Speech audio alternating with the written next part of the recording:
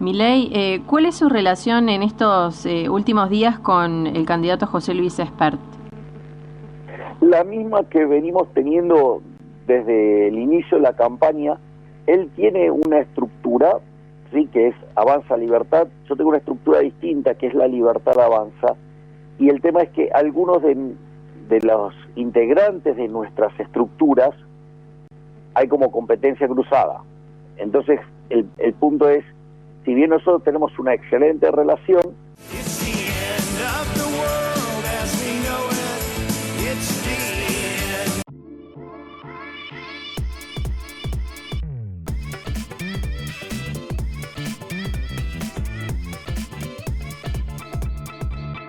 ¿qué tal? ¿Cómo están ustedes? Un gusto enorme tener la posibilidad de hablar con ustedes. Igualmente, ya es la segunda vez, creo que te traemos un poco de suerte, me parece. Porque... Encantado de la vida, entonces. Sí, la vez pasada entrevistamos y después fue muy bien en las PASO, así que creo que por ese lado quizá trae Contacto Digital un poco de suerte. Y te quería consultar, porque ya el sábado que viene haces el cierre de campaña. Efectivamente, el próximo sábado 6 vamos a estar haciendo el cierre de campaña en el Parque Lezama.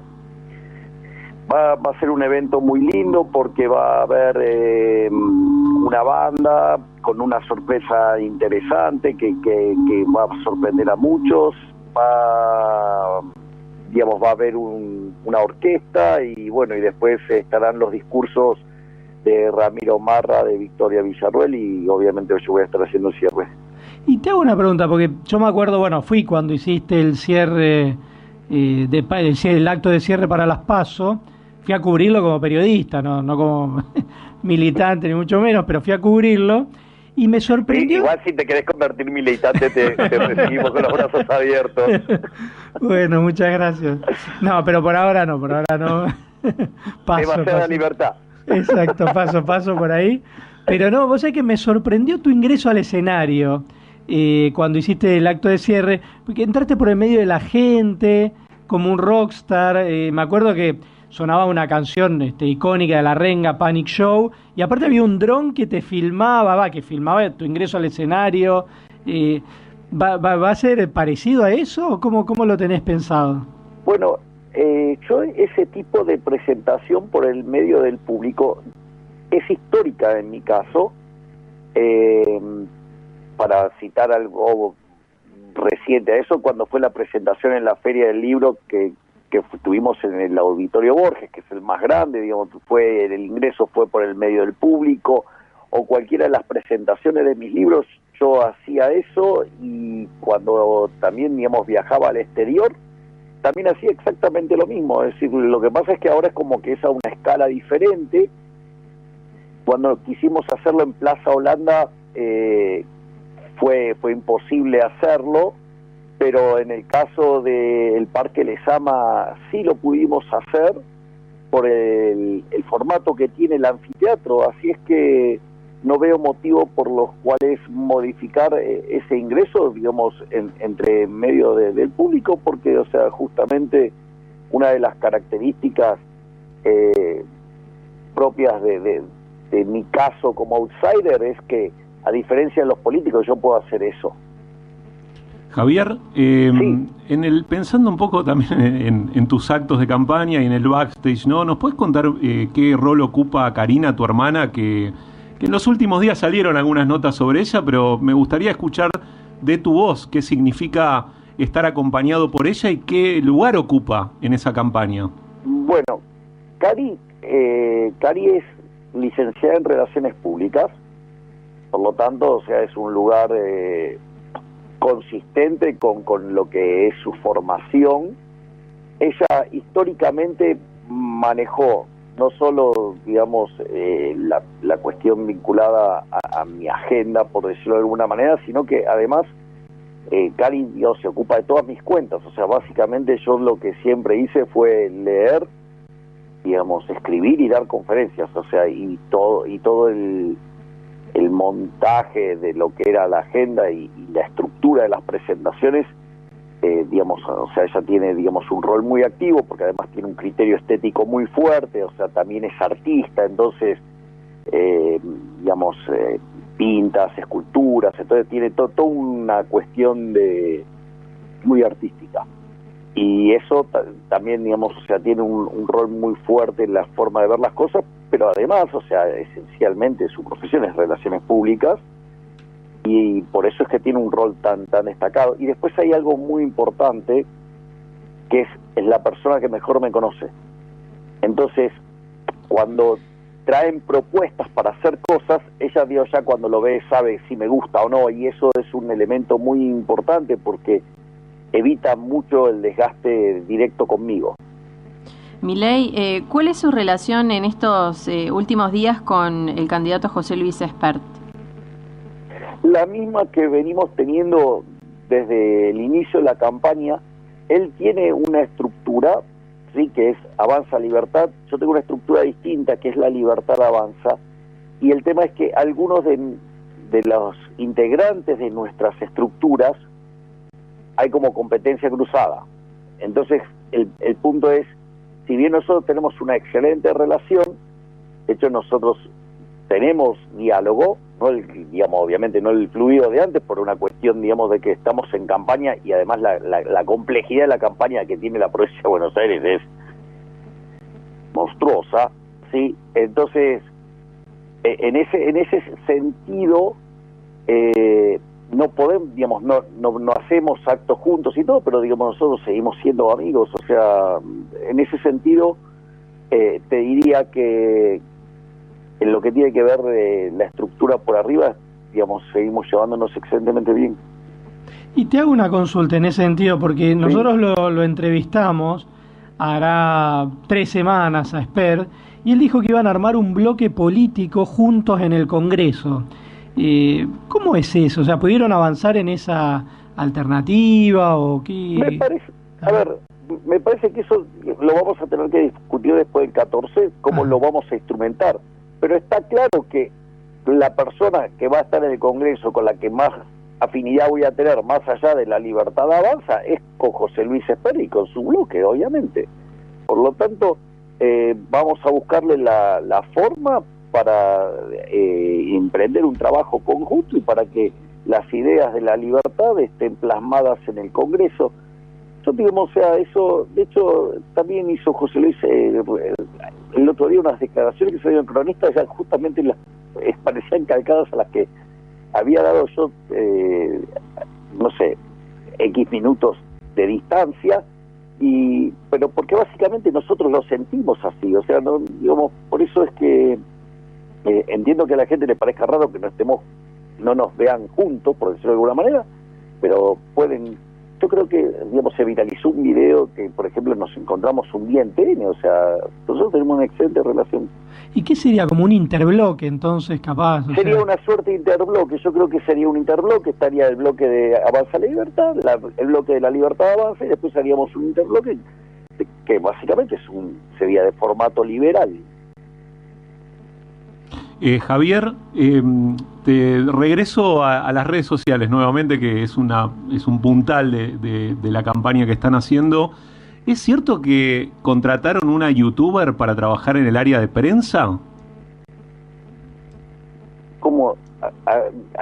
Haceme más específica. No, quiero decir que parte de tu equipo de prensa tuvo que ver con la búsqueda para conformarlo de alguien que se dedica básicamente a la plataforma de YouTube. Es decir, que sube contenido a YouTube. A ver, nosotros, la parte de prensa, digamos, la hace un profesional de prensa. Ajá. O sea, después, o sea, hay personas que trabajan con nosotros, o sea, voluntariamente, que nos ayudan, digamos, y hacen fotos, o sea, y hacen, digamos, videos y los suben a las redes, pero es como parte propia del movimiento que se genera. Es decir, yo digo, por eso te pregunto más específico, porque quizás, digamos, estás preguntando por el trabajo que hace Lilia, que, por ejemplo, entre otras cosas, me maquilla cuando voy a la tele. Entonces, como soy alérgico, sí. entonces por ejemplo, yo lo conté cuando fue previo al debate. Sí. Entonces, viste que por el tema del brillo y todas esas cosas, Sí. o sea, lo ideal es que estés maquillado. Entonces, ella es quien hace el maquillaje porque digo, o sea, soy alérgico y ya me ha pasado otra vez que me han maquillado con determinados productos y de repente, ¿me entendés? Se me ha deformado el ojo izquierdo en cámara. Estás muy pendiente del tema estético.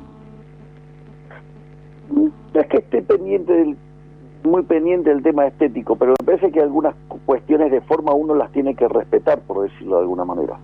Milei, estas últimas 2 semanas antes del 14 de noviembre, ¿hacia dónde va a apuntar su campaña, recorridas, propuestas? ¿Qué es lo que va a hacer como eje central?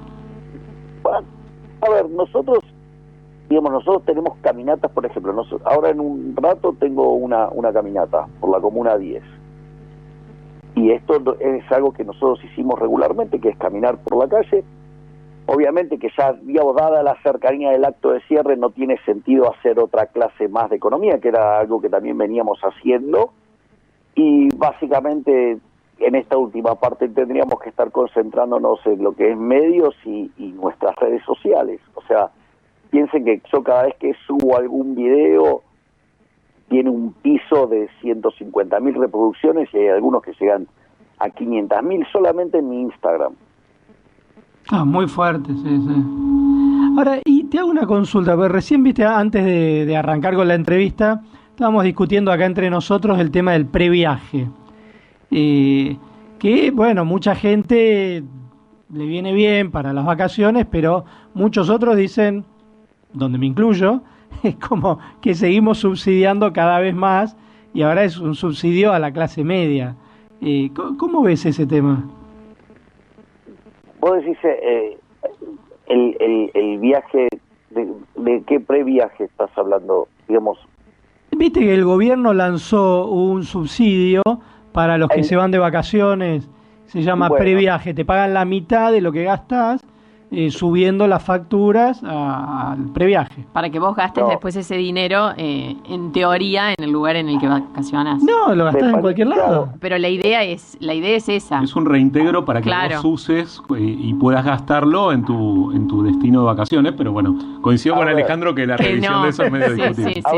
Sí. A ver, vamos por partes. O sea, en general, o sea, si el problema es que nos cobran demasiados impuestos, deberían bajarnos los impuestos. Eso de que te sacan la plata de un lado y te la devuelven por otro, en el medio están las porosas manos de los políticos y siempre se pierde algo. Es decir, con lo cual, si lo quisieran hacer bien, tendrían que bajar los impuestos y listo. Ese sería el concepto. El segundo es que estimo que tiene que ver con alguna de estas falacias que tiene que ver con el turismo. Claro, ¿no? Sí. Cuando, porque son de manual. No había tenido la posibilidad de ver la noticia, la estoy analizando ahora, pero, a ver, el punto es el siguiente. Eso es una falacia lo del turismo, porque suponete lo siguiente, vos vas a comer, estás o no estés en tu casa, entonces en realidad lo que haces es redistribuir el gasto, pero no creas ni fuente de trabajo ni nada por el estilo, es decir, lo que vos vas a estar gastando en el lugar de destino turístico, lo estás dejando de gastar en otro lugar, por lo tanto lo que hace es reasignar el gasto, pero no modifica la situación real en términos agregados en la economía, por lo tanto eso también es una falacia. Y lo otro es, si van a entregar subsidios, ¿con qué lo van a financiar? Claro, porque te subsidian la mitad de lo que vos gastás en las vacaciones. Exacto, entonces ¿qué lo van a pagar? ¿Con más emisión monetaria? ¿Acaso ya no están emitiendo mucho? ¿Qué quieren emitir más? Y sí, es que aparte... yo creo que están emitiendo tan rápido que en los próximos billetes de 1.000 no te va a aparecer el hornero, te van a aparecer los huevos porque todavía no nació. Lo vi ese meme. Sí. Muy bueno. Javier, ¿estás muy pendiente de las encuestas? O como creen muchos argentinos, las encuestas ni hay que mirarlas porque están muy sesgadas y no son un instrumento para sondear lo que está pasando o lo que va a pasar el 14. Nosotros yo eso lo comenté previo a las PASO y esa es mi postura. Yo en lo que sí efectivamente creo es en el trabajo que tenemos que hacer. Es decir, yo tengo un objetivo que es tratar de hacer lo mejor posible el tema de comunicar las ideas de la libertad y contarle a la gente que hay un futuro mejor posible abrazando este conjunto de ideas. O sea, a veces lo podré comunicar mejor, otras peor, pero digamos, o sea, el intento es ese, es tratar de llevarle esta propuesta a las personas. Ese es mi objetivo central. Respecto al tema encuestas, nosotros no tenemos encuestas, pero lo que sí hacemos un relevamiento de lo que hacen, de las que se van publicando, y lo que hacemos es seguir esas encuestas, hacerle un seguimiento y ver cómo estamos evolucionando. Eso es lo que básicamente tenemos como herramienta en este momento para hacer. Bueno, y te quería preguntar también, viste que el gobierno ahora está negociando con el Fondo Monetario Internacional, Alberto Fernández estuvo reunido con Kristalina Georgieva.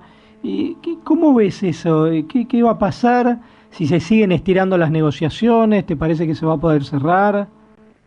El problema es que, independientemente que estemos hablando ahora de la fuente de financiamiento, por decirlo de alguna manera, Fondo Monetario Internacional, el problema argentino es que se endeuda porque tiene déficit fiscal, y Argentina, para poner la cuestión fiscal en orden, necesita hacer un ajuste de por lo menos de 5 o 6 puntos para empezar a hablar. Entonces, ¿cuál es el problema central acá?